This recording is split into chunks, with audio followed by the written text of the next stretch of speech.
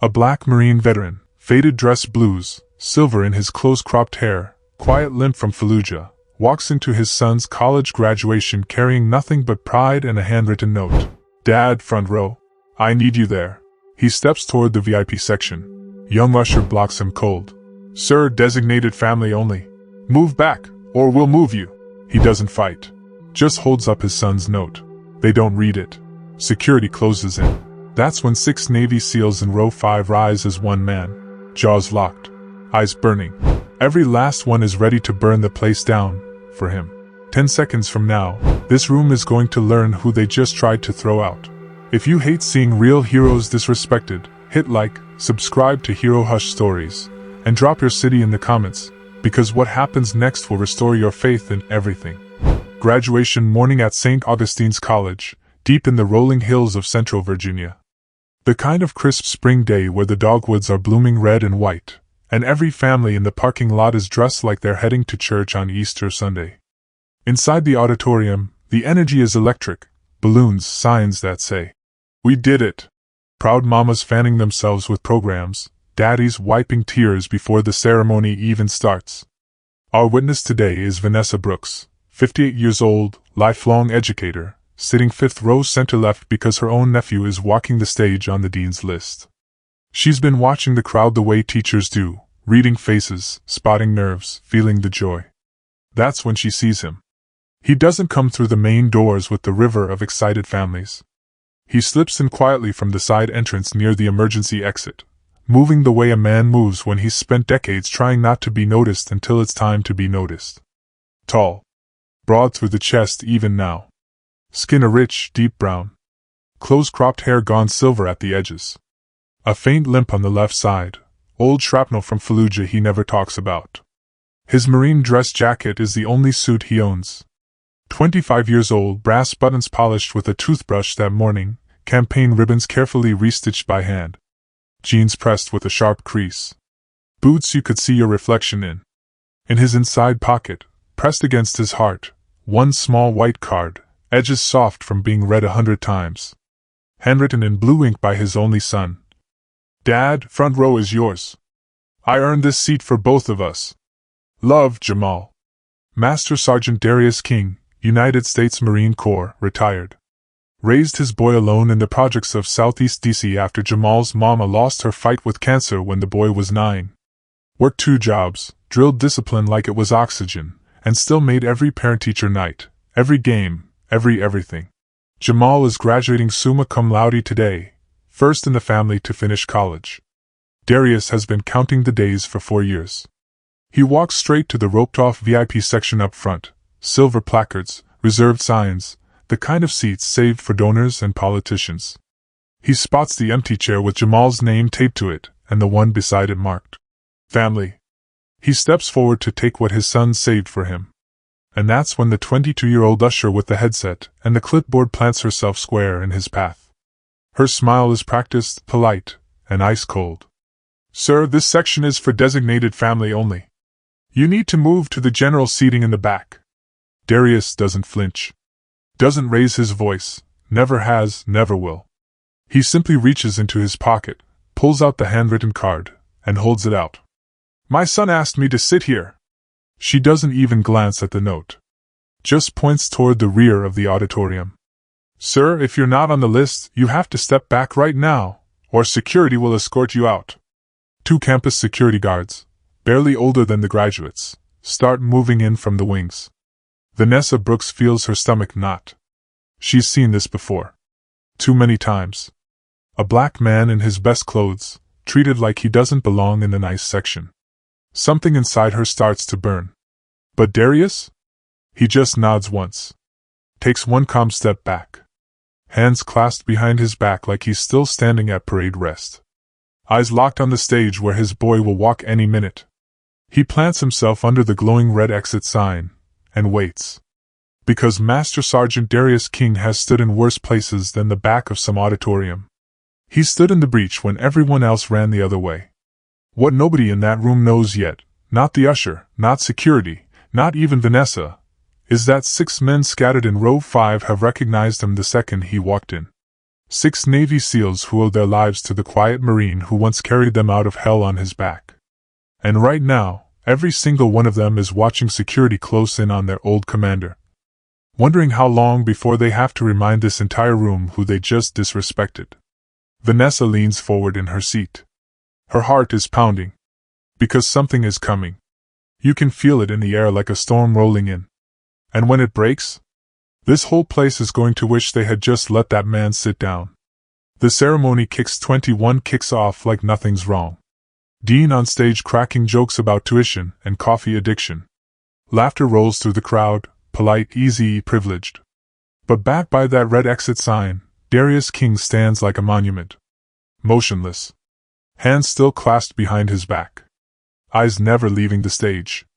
Vanessa can't look away from him now. She feels a twisting in her gut, that old, familiar burn. She's a black woman who spent 35 years teaching in public schools. She knows exactly what's happening here. Judged by the jacket that isn't new. By the skin that isn't light enough for their comfort. By the limp that says he paid prices they'll never understand. And it makes her want to stand up and scream. But Darius? He doesn't move a muscle. Not when the usher whispers into her headset again. Not when the second guard circles wider, hand hovering near his radio. Not when the first guard steps right up to him and says, loud enough now for half the road to hear. Sir, you need to come with me. Now. Darius turns his head slow. Looks the kid dead in the eye. Voice low, steady, the same voice that once gave orders while bullets snapped overhead. I'm not here to cause trouble. My son asked me to watch from the front. I'm staying right here until I see him walk. The guard puffs up, 25 years old maybe, playing rent-a-cop on graduation day. Sir, you're not on the list. Let's go. He reaches for Darius's elbow. And that's when Vanessa hears it. The softest sound. Chairs scraping. 6 of them. All at once. Row 5. 6 men rising like someone pulled an invisible string. Civilian clothes, but you don't mistake the way they move. Broad shoulders. Necks thick from years of carrying impossible weight. Jaws set like concrete. Ball caps pulled low, but when they turn, Vanessa sees the faint white scars, the 1,000-yard stares. One by one, they step into the aisle. No shouting. No threats. Just pure, unbreakable presence. The lead guard freezes mid-reach. Because now 6 Navy SEALs are walking straight toward him. The tallest one, skin browned by deserts most people only see on TV, stops 3 feet away. Pulls something small from his pocket. Holds it up between 2 fingers. Gold trident gleaming under the house lights. Then he speaks, voice calm enough to cut steel. This man doesn't leave. A beat. He led us through places you can't pronounce. Carried 3 of us out on his back when the evac bird couldn't land. Another SEAL steps forward. We were kids. He was the adult in the room when the room was on fire. A third one now, voice thick. He went back in for my brother when the whole world said leave him. The usher's face strains of color. Her clipboard trembles. The guards look at each other, suddenly very aware they're in suits from the mall, facing men who've killed with their hands. Vanessa's heart is slamming against her ribs. She's on the edge of her seat, barely breathing. Because the room is starting to notice. Heads turning. WH like a wave. Phones lowering. Laughter dying mid-sentence. And still, Darius hasn't moved. Hasn't turned around. Hasn't asked for help. He just stands there. Quiet. Dignified. Waiting for his boy. The tall SEAL locks eyes with the guard again. Touch him, and you'll have to go through all of us. Dead silence. You could hear a pin drop on carpet. Then, movement near the stage. A young man in cap and gown pushes past the graduates waiting to walk. Tall. Same deep brown skin. Same proud shoulders. Jamal King. Summa cum laude. Tears already streaking his face. He grabs the microphone from the podium without asking. Voice cracking, but strong. That's my father. The entire auditorium turns. Every head. Every camera. Jamal stares straight at the back of the room. Straight at the man they tried to throw out. That man raised me alone after my mama died. He worked nights so I could go to school in the daytime. He taught me what it means to stand tall when the world wants you on your knees. Jamal starts walking. Down the steps. Through the stunned graduates. Straight down the center aisle. Toward his dad. And when he reaches him, he stops. Snaps to attention. And salutes. Crisp. Perfect. The salute of a son who finally gets to say thank you. Darius finally moves. Pulls his boy into a hug that says 22 years of everything he never knew how to say out loud. Vanessa is crying now. She doesn't even try to hide it. Because every seal in that line snaps to attention too. 6 fists rise in perfect unison. 6 salutes for the man who once carried them all. And in that moment, the entire room realizes they just tried to throw out a hero. But it's not over. Not yet. Because what happens when the dean tries to save face? When the crowd finally understands what they almost let happen? You're not ready for what's coming next. The hug lasts maybe 5 seconds. But in those 5 seconds, the entire auditorium forgets how to breathe. Father and son, 2 generations of black men who beat every odds stacked against them, holding on like the world might rip them apart again if they let go. Jamal's shoulders shake. Darius's hand, rough from years of gripping rifles and paychecks that never stretched far enough, rests on the back of his boy's neck like it did when Jamal was 9 and crying at his mama's funeral. Vanessa Brooks can't see through the tears now. She doesn't even try. Because behind them, 6 Navy SEALs, men who've stared death in the face in a dozen countries, snap their heels together. 6 arms rise. 6 perfect salutes. Not for a general. Not for a president. For the quiet Marine who once dragged each of them through fire when giving up would have been easier. The tall one, the one who spoke first, his voice cracks just a little. "We salute you, Sergeant King." The words land like thunder in the silence. And that's when it breaks. Not loud. Not yet. It starts small. 1 person in the back row stands. Then another. Then 10. Then 50. Like a wave rolling from the cheap seats to the front. No one tells them to. No one has to. Because every soul in that room just watched a black father almost get thrown out for daring to take the seat his son earned for him. And now they see. They see the jacket that isn't designer but was worn in places they'll never go. They see the limp that came from carrying brothers home. They see the note in his hand, written in a boy's handwriting that says "I love you" louder than any speech ever could. Jamal pulls back first. Wipes his face with the sleeve of his gown. Then he takes his father's hand, big, calloused, steady, and starts walking. Down the center aisle. Toward the front. Toward the roped-off section that said he didn't belong. And here's what will stay with Vanessa forever. Every single person in their path steps aside. Not grudgingly. Not because security told them to. But because their hearts just told them this is right. A white woman in pearls moves her purse without thinking. A rich donor in a $5,000 suit stands and nods respectfully as Darius passes. The usher, the same girl who blocked him 10 minutes ago, her clipboard is shaking so hard she drops it. She doesn't bend to pick it up. She just steps back, eyes on the floor, face burning with the kind of shame you can't fake. Security guards? Gone. Vanished into the wings like they were never there. Jamal doesn't let go of his father's hand the whole way. When they reach the rope, Jamal lifts it himself. Darius ducks under, slow, deliberate, head high. And sits. 2nd row center. The seat his son saved. The seat he was told he didn't deserve. Behind them, the 6 SEALs take position. Not sitting. Standing. At parade rest. A wall of muscle and scars and unbreakable loyalty. Guardians. Because that's where they always stood, behind him when the bullets were flying, behind him now when the looks were flying. The dean clears his throat at the podium. Face red. Voice smaller than it was 20 minutes ago. We are deeply honored to have Master Sergeant Darius King with us today." He pauses. Searches for words that don't sound hollow. Some heroes walk in quietly. And sometimes we're too blind to see them until it's almost too late. A few people clap. Then more. Then the whole room is on its feet again. But this time it's different. This time it's not polite. This time it's an apology. A thank you? A we see you. Slow at first. Then building. Steady. Reverent. Like church when the spirit hits. Vanessa is clapping so hard her palms sting. Tears rolling. Because she's watching a black man who was told his whole life to stay in the back, finally take the front. And the front was never the seat. The front was the respect he should have had the second he walked in. Darius doesn't smile. Doesn't wave. He just reaches over, squeezes his son's shoulder once. And unfolds the note again. Reads it one more time. Dad, front row is yours. Then he tucks it back against his heart. Right where it belongs.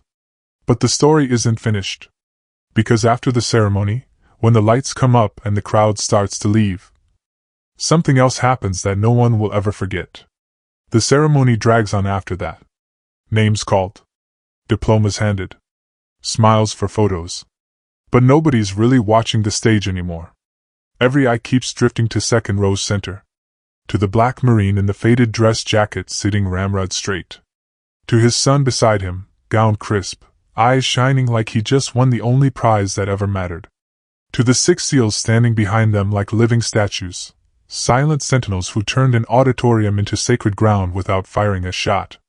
When the final graduate crosses the stage and the dean declares it official, the applause is polite. Then it dies fast. Because people aren't rushing for the exits. They're waiting. Watching. Something unfinished hangs in the air.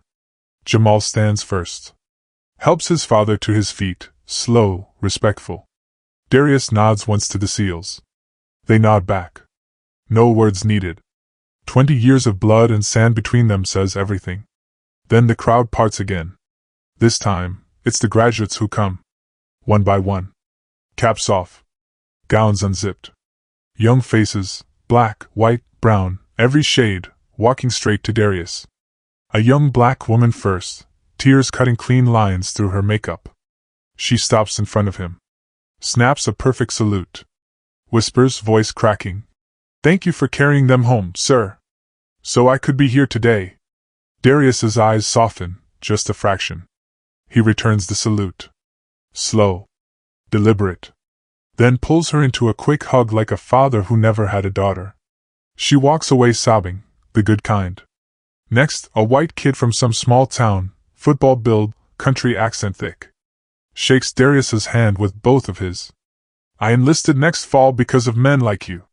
Just thank you. More come. 10. 20. Hands shaken. Shoulders touched. Quiet, thank yous, that land heavier than any metal. A Latina graduate lays a small American flag pin in his palm. An Asian kid asks for a photo, not a selfie, a real one. Darius in the middle, arms around strangers who feel like family now.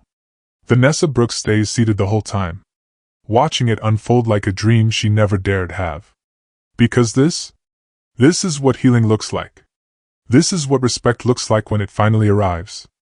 Not loud. Not forced. Earned in silence and paid in tears. Then the youngest SEAL, barely 30, scar running from ear to jaw, steps forward. Reaches into his pocket. Pulls out a coin. Not just any coin. A challenge coin. Heavy. Bronze and gold. He places it in Darius's hand like he's passing a torch. Darius turns it over. One side, the SEAL trident. The other side, 5 words engraved deep. The quiet ones carry us. The young man's voice is thick. You never asked for statues, Sergeant. You never asked for anything. But we remember. We always remembered. Darius closes his fist around the coin. For the first time all day. His shoulders drop. Just an inch. Like 25 years of weight finally shifted. Not gone. Just shared. He pulls the young warrior into a hug. Back slaps that echo like gunfire from another life. The other 5 SEALs step in. Group hug. 7 men who walked through hell together. Standing in a college auditorium. Whole. Vanessa finally stands. Walks over slow. Darius turns as she approaches. Their eyes meet, 2 black folks who know the road. She doesn't salute. Doesn't need to. Just takes his hand. Holds it. I saw what they tried to do to you. She whispers. I saw what you are. Darius squeezes once. "That's my boy up there," he says, voice rough. "That's enough." And in that moment, Vanessa understands. He didn't come for applause. Didn't come for vindication. He came because his son asked him to be there. Because one boy in Southeast DC looked at the world that tried to break his father and said, "Not today." The room empties slow. Janitors wait in the wings. Lights dim. But the feeling? It lingers. Like smoke from a fire that finally burned away something ugly. Because every person who walked out of that auditorium that day walked out changed. They saw a black hero treated like he didn't belong. Then watched the universe itself stand up and say, "Yes, he does." They saw quiet dignity win without raising its voice. They saw love stronger than any rope, any clipboard, any prejudice. And if you're feeling that fire in your chest right now, that ache behind your eyes, good. Because heroes like Darius King don't need statues. They need us to remember. To see them. To make space at the table before we're forced to. The quiet ones carry us all. Every single day. And sometimes, all it takes is one graduation. One note. One son who refuses to forget. To remind the whole world who the real VIPs have always been. Darius King never told his story to a reporter. Never posted it online. Never asked for a thing. He just went home that night to the same small apartment in Southeast DC, hung his dress jacket back in the closet, and cooked his son's favorite, smothered pork chops and collards, like it was any other Saturday. But every person who was in that auditorium, they told someone. Then those someones told someone else. Because some moments are too real to keep quiet. Some heroes walk so tall in silence that when the world finally sees them, it has no choice but to stand up too. Darius King didn't need the front row to be a hero. He just needed his son to know he'd always show up.